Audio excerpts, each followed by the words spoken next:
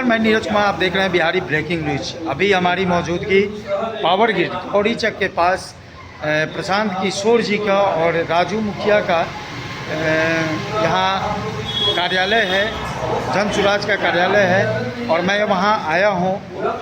कुछ मुद्दे हैं, कुछ बातें हैं। यहाँ संजीव शरद जी हैं जो कि इस ऑफिस का देख रेख में रहते हैं और हमेशा ये यहाँ प्रशांत किशोर जी के पार्टी की चर्चा करते हैं। मैं उनसे कुछ बात करूँगा। क्या कुछ गुड्डू जी, आपके पार्टी कार्यालय में हम पहुँचे हुए हैं। अभी बिहार में जो वर्तमान में सरकार है उसके ऊपर लांछन लगाया जा रहा है कि 70,000 करोड़ का घोटाला हुआ है। इस पर आपका क्या कहना है? सर्वप्रथम बिहारी खबर ब्रेकिंग न्यूज चैनल को मेरे तरफ से नमस्कार कि आप इस मुद्दे पर जन सुराज का पक्ष जानने आए हैं।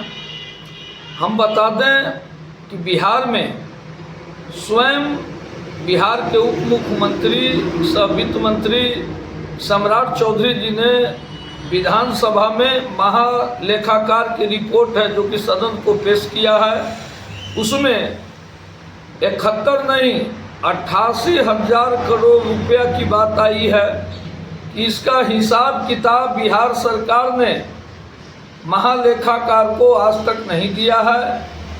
लगभग 41,755 उपयोगिता प्रमाण पत्र समर्पित नहीं किया गया है। बिहार सरकार प्रत्येक वर्ष अपना बजट आकार बढ़ाती है लेकिन वो राशि खर्च नहीं कर पाती है।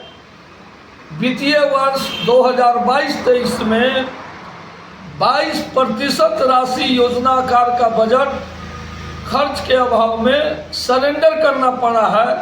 जन सुराज का मानना है कि जब आप खर्च नहीं कर पाते हैं, सिर्फ योजना आकार बढ़ाते हैं प्रत्येक वर्ष और राशि को सरेंडर करना पड़ता है, जब वित्तीय वर्ष की समाप्ति आती है तो योजना में तेजी दिखाते हैं, जनता को बताने का काम करते हैं कि बिहार सरकार बहुत तीव्रता से जनता का काम कर रही है, लेकिन आनंद फानंद में आप उपयोगिता नहीं देते हैं।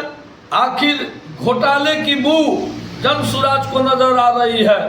तभी तो हमारे पार्टी के सूत्रधार माननीय प्रशांत किशोर जी कहते हैं कि अगर नवंबर के बाद अगर जन सुराज की सरकार आएगी तो कई सारे मंत्री सलाखों के भीतर भेज दिए जाएंगे।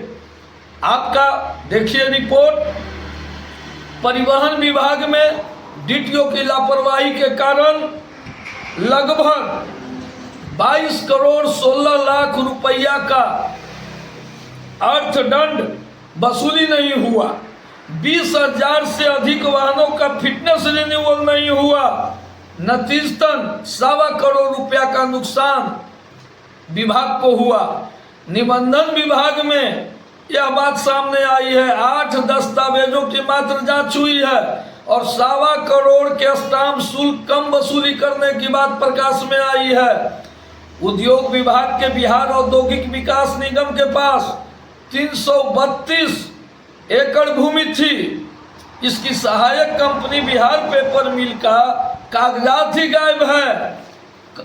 कहने का अर्थ है कि पूरा घोटाला भ्रष्टाचार इस सरकार में चल रहा है और कैग की रिपोर्ट ने ये साबित किया है, प्रबल संभावना जताई है कि बिहार में घोटाला का खेल चल रहा है। जन सुराज इसके जांच की मांग करती है कि भारत सरकार उच्च स्तरीय जांच कराए। आखिर में जब कोई राशि खर्च होती है, छोटे छोटे जो निकाय हैं, ग्राम पंचायत हैं, मुखिया हैं, पंचायत समिति है, जिला परिषद है, उससे ये लोग ससमय उपयोगिता प्रमाण लेते हैं। लेकिन जो राज्य सरकार के स्तर पर जो सरकार संचालित है उसके द्वारा जो बजटीय प्रावधान में जो राशि है जो खर्च की जाती है उसका उपयोगिता हिसाब किताब ये क्यों नहीं कैग को महालेखागार को समर्पित किए हैं? इसकी जांच होनी चाहिए। जन सुराज इसकी मांग करती है। गुड्डू जी, आपसे एक सवाल और। 90 के दशक में जो सरकार बनी थी उसको जंगल राज बोला गया था और 2005 के बाद की सरकार का भी बदतर स्थिति है। 13 दिन में 50 मर्डर हो जाती है। इस पे आप क्या कहना चाहेंगे? पूरा लाइन ऑर्डर कोलैप्स है बिहार का। 10 वर्ष तक तो मिला जुला कर व्यवस्था में बदलाव आई थी नीतीश जी के सरकार में, लेकिन इधर के 5-7 वर्षों में, विगत 5-7 वर्षों में स्थिति काफ़ी बिगड़ गई है। जब से भाजपा के साथ इनकी गठबंधन की सरकार चल रही है, हमारे जो माननीय मुख्यमंत्री जी हैं, ये रिमोट पर चल रहे हैं। ये स्वतंत्र रूप से मुख्यमंत्री का जो दायित्व है प्रदेश के लिए, ये नहीं निभा पा रहे हैं। आपके हिसाब से जो महागठबंधन के साथ नीतीश जी थे, उस समय सरकार का स्थिति ठीक था और एनडीए के साथ इनका स्थिति खराब हो गया? महागठबंधन के साथ भी ठीक नहीं था, लेकिन कुछ मोर्चे पर कुछ काम में तीव्रता आई थी, जैसे शिक्षकों के नियोजन के सवाल हो, कुछ आई। लेकिन उस समय भी ऐसी स्थिति नहीं थी कि बहुत बढ़िया स्थिति थी।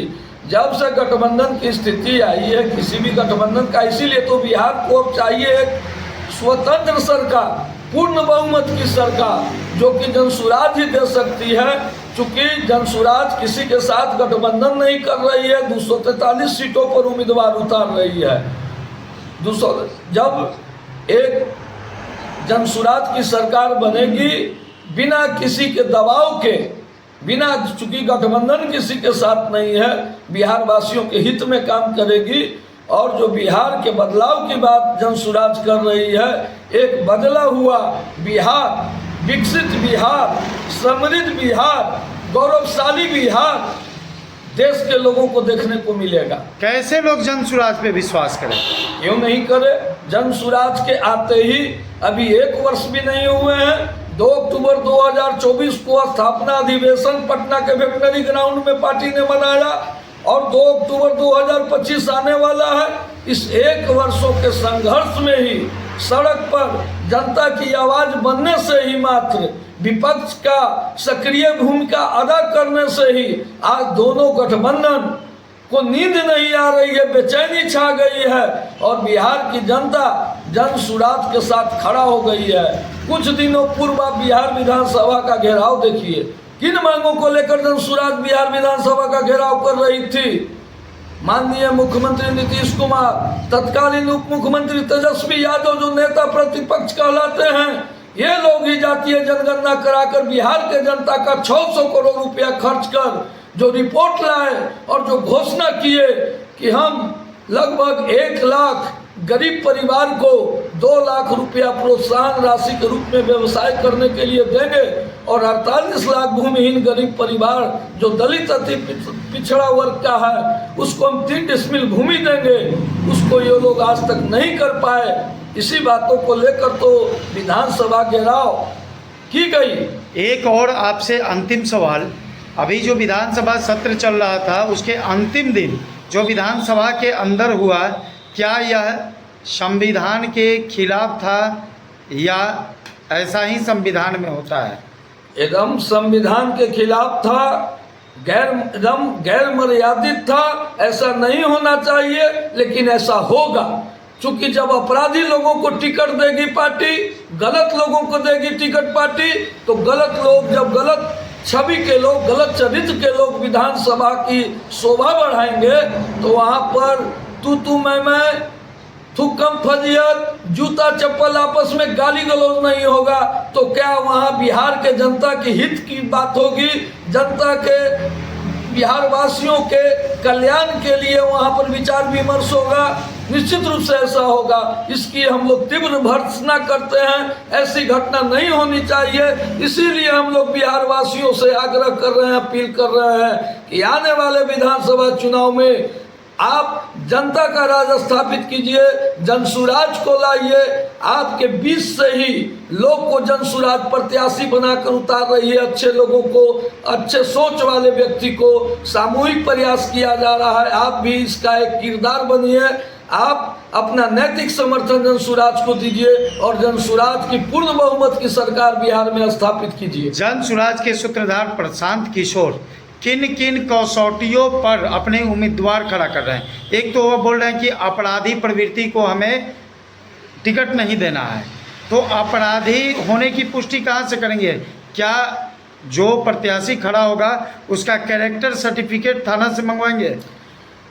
ये जो बात है, जो उम्मीदवारी मेरे यहाँ किसी भी व्यक्ति प्रत्याशी ने किया है, मेरे यहाँ लगभग 15 पन्ने का बुकलेट है।